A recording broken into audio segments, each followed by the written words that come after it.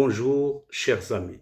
Installez-vous confortablement et ouvrez grand vos oreilles. Car aujourd'hui, je ne vais pas vous raconter une histoire du passé. Je vais vous parler d'une guerre qui se déroule sous nos yeux.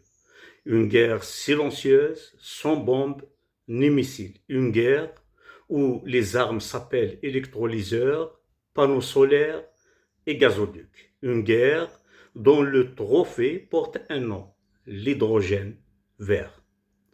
Comme vous le savez, le monde est en train de changer de maître énergétique. Et cette fois, le pétrole ne sera peut-être plus le roi. L'Europe est sous pression. Elle doit décarboner son industrie, réduire sa dépendance aux énergies fossiles et trouver une source d'énergie propre, abondante et fiable. Son regard se tourne alors vers le sud de la Méditerranée, là où une véritable course contre la montre s'est engagée entre l'Égypte, le Maroc, la Mauritanie, la Tunisie et bien sûr l'Algérie. Ces 5 pays ont chacun un seul projet, devenir le fournisseur stratégique de l'Europe en hydrogène propre. Mais dans ce genre de compétition, il faut le savoir et le souligner d'un trait épais. Les communiqués de presse ne rapportent pas un seul dollar. Ce qui compte, ce sont les infrastructures, les contrats, les investissements et surtout la capacité à livrer. C'est vrai, l'Égypte impressionne avec près de 40 projets annoncés autour du canal de Suez. Le Maroc déroule le tapis rouge aux investisseurs grâce à son offre Maroc, un arsenal juridique conçu pour attirer les capitaux internationaux. La Mauritanie affiche des ambitions gigantesques et rêve de conquérir une part importante du marché mondial. La Tunisie, elle aussi, multiplie les annonces et fixe déjà ses objectifs pour 2030. Sur le papier, tout semble parfait chez ses concurrents. Mais l'économie n'a jamais récompensé les promesses. En Mauritanie, le méga-projet MN est aujourd'hui suspendu, faute de contrat d'achat garanti. En Tunisie, plusieurs investisseurs attendent toujours un cadre réglementaire suffisamment solide avant d'engager leurs milliards. À regarder de près la réalité des choses, une vérité s'impose. Annoncer un projet est facile. Le financer, le construire et vendre sa production est une autre histoire. Et c'est précisément là que l'Algérie change les règles du jeu.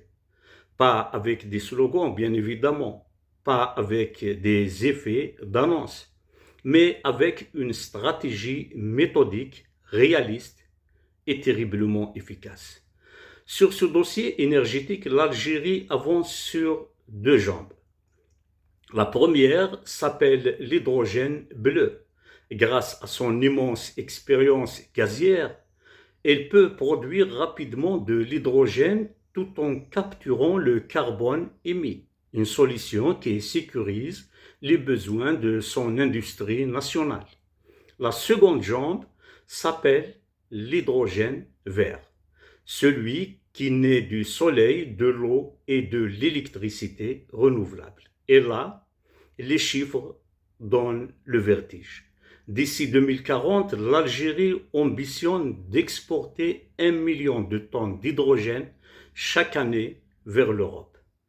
Et pour atteindre cet objectif, elle prévoit le déploiement de 20 gigawatts d'énergie renouvelable. 2,5 gigawatts seront consacrés aux électrolyseurs qui transformeront l'eau en hydrogène. Le tout représente près de 25 milliards de dollars d'investissement. Concrètement, 7 projets sont déjà engagés, 5 unités de production et 2 infrastructures stratégiques. Vous pourriez alors me dire, très bien, mais les autres disposent eux aussi du soleil. Pourquoi l'Algérie réussirait-elle davantage? Parce que la véritable bataille ne consiste pas seulement à produire de l'hydrogène, elle consiste à le transporter. Et c'est là que tout bascule. L'hydrogène est un produit extrêmement coûteux à acheminer par bateau. Il faut le liquéfier, construire des terminaux spécialisés, mobiliser des navires adaptés. Chaque étape augmente considérablement les coûts. L'Algérie, elle possède déjà ce que les autres cherchent encore à construire. Des milliers de kilomètres de gazoducs reliant directement son territoire au cœur industriel de l'Europe, vers l'Italie, vers l'Espagne et demain vers d'autres marchés européens. Ces infrastructures existent déjà. Il suffit de les adapter progressivement au transport de l'hydrogène.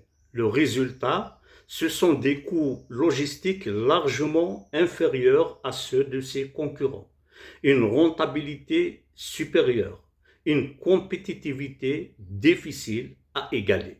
Autrement dit, pendant que certains cherchent encore des investisseurs ou attendent des contrats, l'Algérie dispose déjà du réseau qui permettra d'alimenter directement l'Europe. C'est cela la différence entre un projet et une stratégie, entre une ambition et un avantage concurrentiel.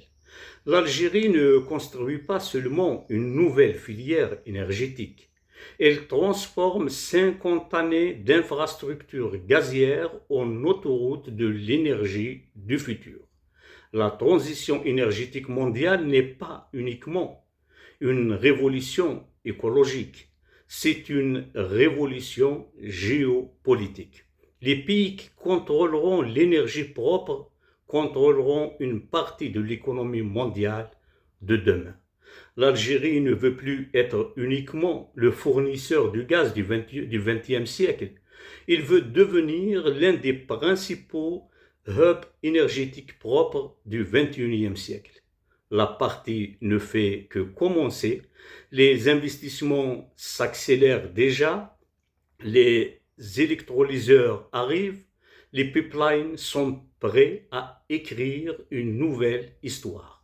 Et si cette stratégie se concrétise comme prévu, l'Algérie pourrait bien disposer d'une avance que beaucoup auront du mal à rattraper.